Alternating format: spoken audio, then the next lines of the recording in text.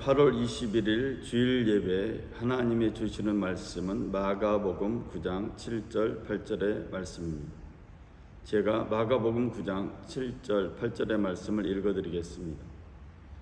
마침 구름이 와서 그들을 덮으며 구름 속에서 소리가 나되 이는 내 사랑하는 아들이니 너희는 그의 말을 들으라 하는지라. 문득 둘러보니 아무도 보이지 아니하고 오직 예수와 자기들 뿐이었더라. 아멘. 저는 오늘 듣는 특권이라는 제목으로 말씀을 나누겠습니다. 예수님께서 베드로와 야고보와 요한을 데리고 높은 산에 올라가셨습니다. 이곳에서 예수님의 제자들은 놀라운 광경 세 가지를 봅니다. 첫 번째는 예수님의 옷이 제자들 앞에서 휘어졌다는 것입니다. 얼마나 예수님의 옷이 휘어졌는지 성경은 이렇게 표현하고 있습니다. 세상에서 빨래하는 사람도 그렇게 희귀할 수 없었다라고 말합니다. 예수님의 옷이 하얀 옷으로 변화되었다는 것은 무엇을 의미할까요? 우리는 마가복음 2장 21절에서 그 힌트를 얻을 수 있습니다. 낡은 옷에 새 천 조각을 대고 깁는 사람은 없다. 그렇게 하면 새 천 조각이 낡은 옷을 잡아당겨 더 찢어지게 된다. 예수님이 흰옷, 눈부신 새로운 흰옷을 입었다는 것은 우리들에게 낡은 옷을 버리고 새 옷을 입으라는 말씀입니다. 다니엘서 7장 9절에 따르면 또 내가 보니 왕의 자리가 보이고 옛날부터 항상 살아계신 분이 자리에 앉아 계셨습니다. 그의 옷은 눈처럼 희고 머리털은 양털처럼 희었습니다. 다니엘이 꿈에서 본 왕의 옷은 흰색이었습니다. 이것은 예수님이 왕이라는 것을 의미합니다.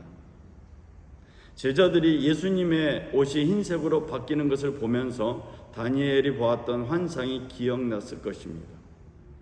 요한계시록 3장 5절에 따르면 이기는 사람은 그들처럼 흰옷을 입을 것이다. 나는 결코 그의 이름을 생명책에서 지워버리지 않을 것이며 내 아버지 앞과 그의 천사들 앞에서 그의 이름을 시인할 것이다. 이 사대 교회에 보낸 편지 중에 하나님은 사대 교회 안에 옷을 더럽히지 않는 몇몇 사람들이 있다고 말씀하시면서 이들은 흰옷을 입고 주님과 함께 다닐 것이라고 약속하셨습니다.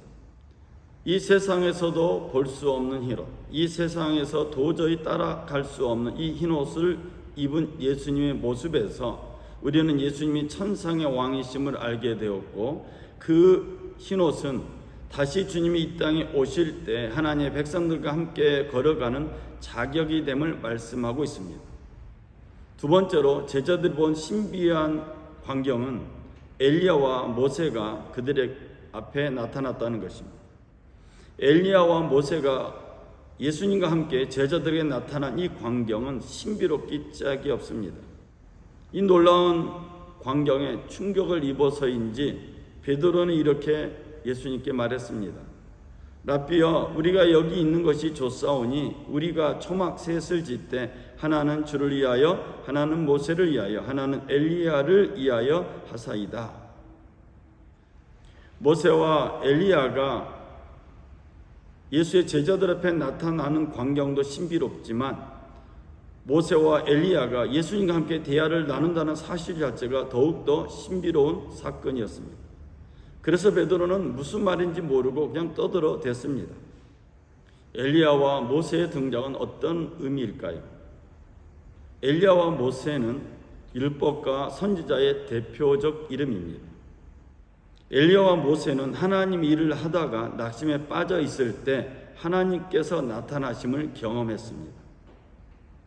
엘리야를 예를 들면 엘리야는 아합 왕과 이세벨의 예언자들을 다 죽였습니다. 우상 숭배자의 싸움에서 승리한 엘리야는 권력을 쥐고 있는 이세벨에게서 무시무시한 말을 듣게 됩니다. 만약 이맘때까지 내가 내 목숨을 죽은 예언자들 가운데 하나의 목숨처럼 되게 하지 못하면 내가 우리 신들에게서 천벌을 받아 마땅하다.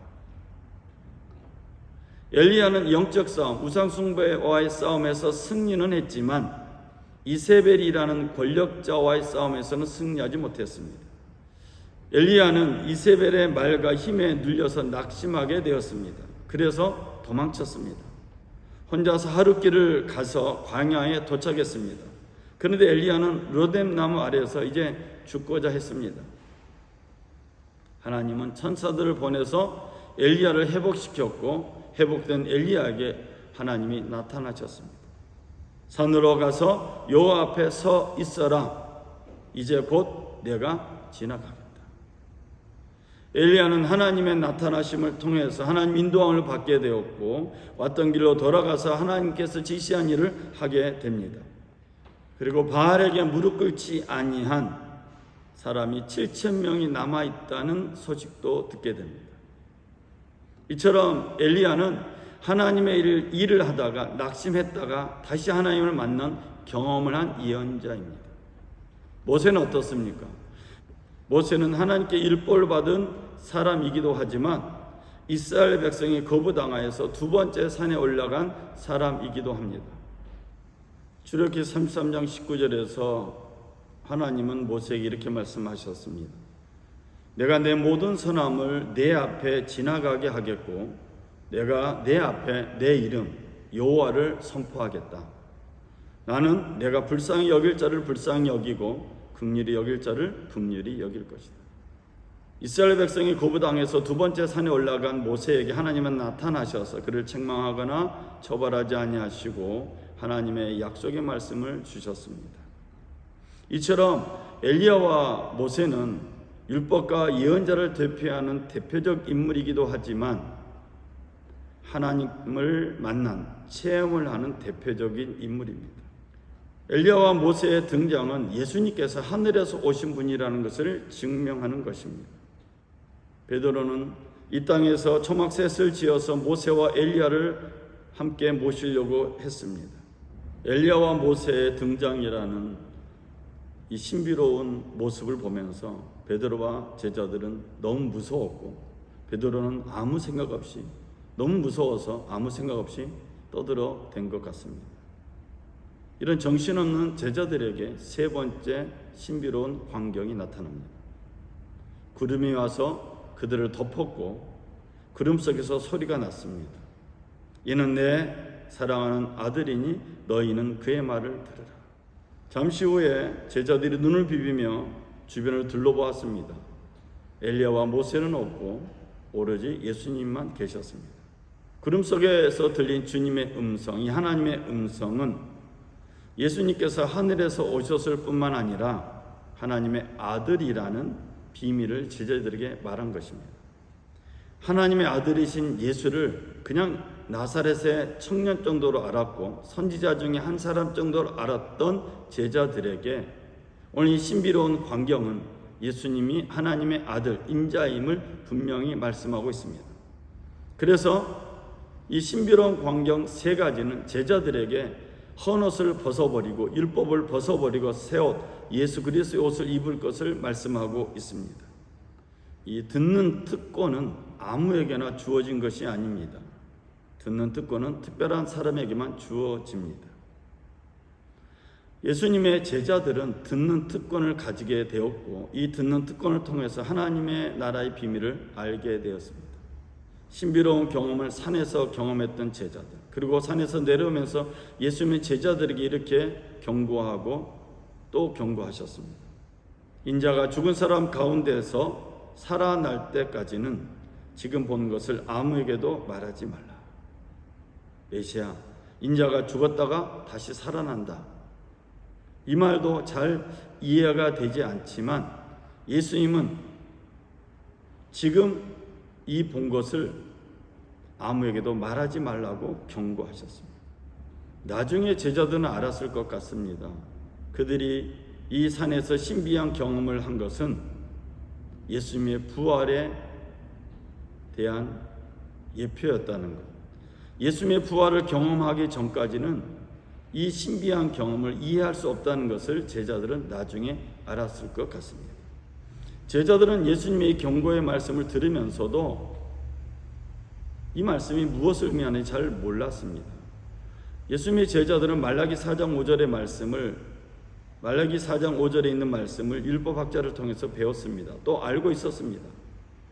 보라, 그 크고 무서운 여호와의 날이 오기 전에 내가 너희에게 예언자 엘리야를 보낼 것이다. 말라기 4장 5절에 있는 말씀을 알고 있었던 예수님의 제자들은 엘리야가 먼저 와야 되지 않습니까? 라고 반문하고 속으로 생각했습니다. 율법을 알고 있는 제자들에게 예수님은 제자들이 살고 있는 현재에 나타나고 있는 하나님의 나라를 말씀하십니다. 참으로 엘리야가 먼저 와서 모든 것을 회복시킨다. 그런데 왜 성경에는 인자가 많은 고난을 받고 멸시를 당할 것이라고 기록된 것이냐? 내가 너희에게 말한다. 엘리야는 이미 왔다. 그런데 사람들은 그에 대해 성경이 기록되어 있는 대로 그를 자기들 마음대로 대했다. 예수님은 제자들에게 하나님 나라, 나타난 하나님의 나라를 이렇게 설명합니다. 엘리야가 이미 왔다. 인자의 고난과 멸시당함이 준비되어 있다. 사랑하는 여러분, 듣는 특권이라는 제목으로 제가 말씀을 나눴는데 우리가 아는 것처럼 이 듣는 특권은 그리스도인들에게 주어진 독특한 특권입니다. 로마서 10장 17절에 따르면 그러므로 믿음은 들음에서 나며 그리스도의 말씀으로 말미암았느니라. 우리가 너무나 잘 아는 말씀입니다. 주님께서 마가복음 9장을 통해서 예수님의 말씀을 들을 것을 하나님께서 말씀하신 것은 듣는 특권이 있는 제자들에게 하나님 나라가 임할 것을 말씀하고 있습니다. 베드로와 야고보와 요한은 신비한 체험을 하였습니다. 그리고 그들은 예수밖에 없는 결과물을 보았습니다. 그러나 그때 그곳에 그 장소에 하나님 나라가 임한 것을 경험했다는 것을 나중에야 아마도 알았을 것 같습니다. 저는 오늘 말씀의 결론을 내리고자 합니다. 이 신비한 경험한 제자들 베드로와 야고보와 요한을 통해서 하나님은 우리에게 무엇을 말씀하고 있을까요?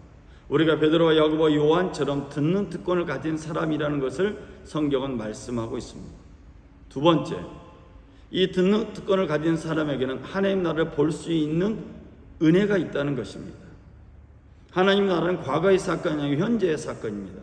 베드로와 야고보와 요한 이 제자들에게 그 당시 때 나타난 하나님 나라의 계시는 엘리야가 이미 왔다는 것이고 인자가 고난당하고 죽임당할 것임을 말씀하고 있습니다. 그렇다면 오늘 우리에게 하나님 나라는 어떤 모습일까요? 현재 속에 우리의 삶 가운데 하나님 나라는 이미 나타나고 있습니다. 그것은 엘리야의 오심과 인자의 고난당하심과 죽으심을 말하고 있을 뿐만 아니라 부활 이후의 모습을 말하고 있습니다.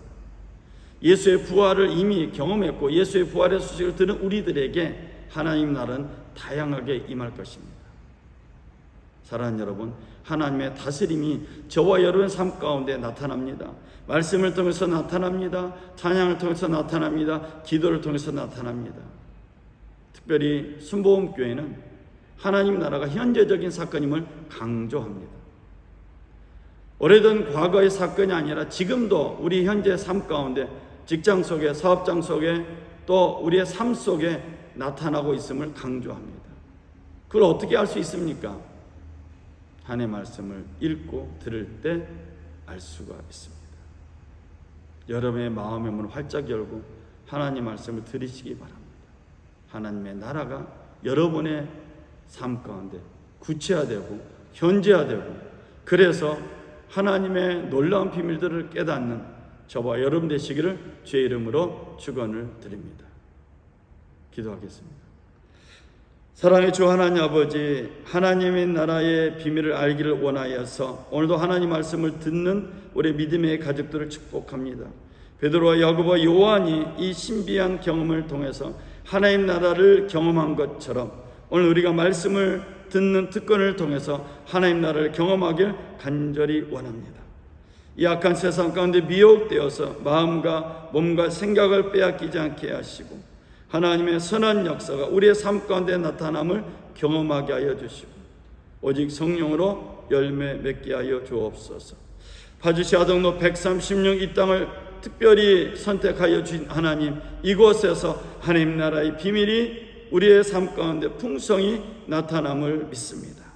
오늘도 예배하고 경배하는 모든 믿음의 가족들에게 하나님 나라의 비밀로 가득 차게 하여 주시옵소서. 우리 예배를 받으신 하나님께 감사드리며 우리 주 예수 그리스도 이름으로 기도드렸습니다. 아멘. 우리 예배를 받으신 하나님께 우리 감사의 박수, 영광의 박수 올리겠습니다. 할렐루야, 감사합니다.